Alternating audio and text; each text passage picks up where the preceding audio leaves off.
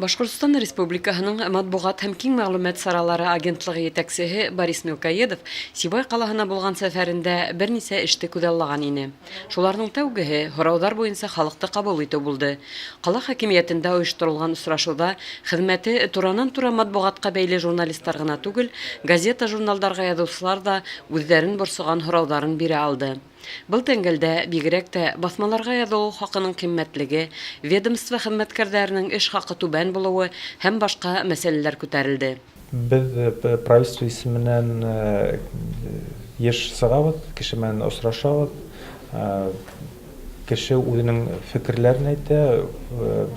Без кешене тыңлап, кешене тәкъдимләрен ишетеп, үзебезнең максаттарыбызды төзелтәбез һәм нинди мероприятияларда дополнительно эшләргә уйлап кайтабыз.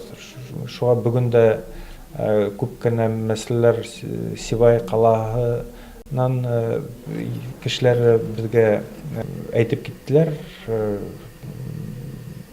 Без үзебезгә аларның тәкъдимләрен максат дип алдык, әмма эшкә ашырырбыз дип уйлыйбыз. Борис Мелкоедовтың эш көне артабан кала типографияһында дәвам итте. Урал аръягы төбәгендә басма продукция сыгарусы иң зур предприятие буларак Сибай типографияһының алдында бүген үз эшмәкәрлеген киңәйтү өчен мөмкинлекләр бар. Әмма техник базаның нақыс булуы был тәңгәлдә эште туктата. Мәсәлән, төсле басмалар әле лә күбеһенчә сит өлкәләрдә сыгарыла.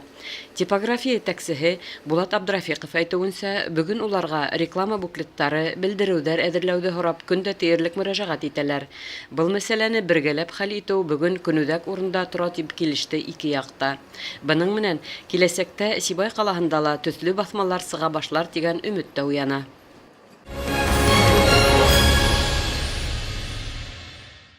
3 декабрь халыкара инвалидтар көне. Был датаны билдәләү ябай булмаган язмышлы кешеләргә тиешле игътибар ялеп итүгә, уларның хукуктарын һәм иминлеген яклауга юнәлтелгән.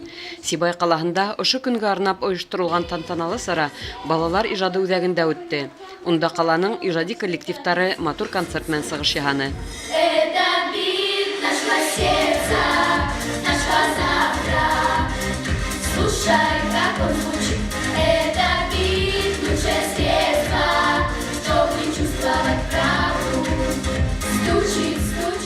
Сарага килүчеләр шулай ук инвалидтарның иҗади эшләреннән торган бик сагыл күргәзмә белән танышты. Был күргәзмә үзе үк күпләрнең сәламәтлеге сикләнүгә карамастан җәмгыять тормышында әүдем яшәүләрен сагылдыра. Улардагы рух ныклыгы, максатка ынтылышы, ихтияр көсе, тормышты һөюе күптәргә өлгү итеп куярлык. Администрация тарафынан инвалидтарга зур игътибар бүленә һәм шуңа мин зур рәхмәт әйтермен кала башлыгының социаль эшләр буенча урынбасары Гүзәл Әхмәтовнага, ул инвалидтар проблемаларына зур игътибар бүлә. Тәкъдирне беркем дә һайлап алмай. Арабызда физик мөмкинлекләре сикле кешеләр күп. Бүгенге тормышта уларга кул һуҙыусылар бар икән. Димәк, йәмгыятебез һау дигән һүз.